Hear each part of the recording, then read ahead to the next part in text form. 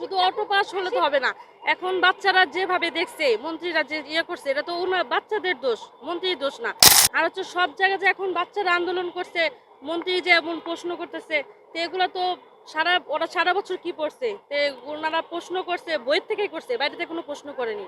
তো এখানে শুধু শুধু ওদের এই যে কয়েক মাস ওদের এখন মন্ত্রীদের দোষ দিয়ে তো কোনো লাভ হবে না। তো আমাদের মতে যে স্টুডেন্টরা এখন বুঝুক, ভালো বুঝলে গার্জিয়ানরা বুঝাবে স্টুডেন্টদের, যেটা তোমরা সারা বছর কি পড়ছো সেটা তোমার দোষ, এটা তো মন্ত্রীর দোষ না। শুধু শুধু এগুলা নিয়ে দেশে আন্দোলন নিয়ে যে করে দরকার না। আর অটো পাস দিলে তো বাচ্চাদের পড়ালেখা শুধু নষ্ট। বললো ওরা যে বন্যার জন্য, পানির জন্য যে করতে পারে না, ঠিক আছে, ওই বাইরের সাইড গ্রামের সাইডে ওনারা বন্ধ করতে পারে, কিন্তু আমাদের ঢাকা এখানে তো কোনো দরকার নাই।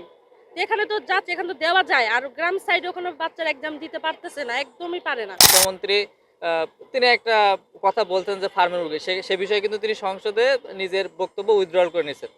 যেটা হচ্ছে এক প্রকার যৌক্তিক বিষয়। এবং আরেকটা বিষয় বলছে যে ফিজিক্সের প্রথমে উনি ঘোষণা দিয়েছিল যে 2টা কোশ্চেন ভুল ছিল, সেই 2টা কোশ্চেনে ফুল মার্কস দিবে।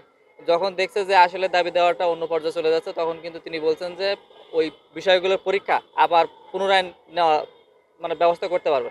তো সেক্ষেত্রে এখন বলবো, এখন দেশে একটা ক্রান্তিময় সময় চলতেছে, বলতে গেলে যে একটা বন্যা পরিস্থিতি দেশে। যে সঠিকভাবে দেশ পরিচালনা করতে পারে তারাই দেশে রাখতে দিব এবং তারাই দায়িত্ব দিতে দিব।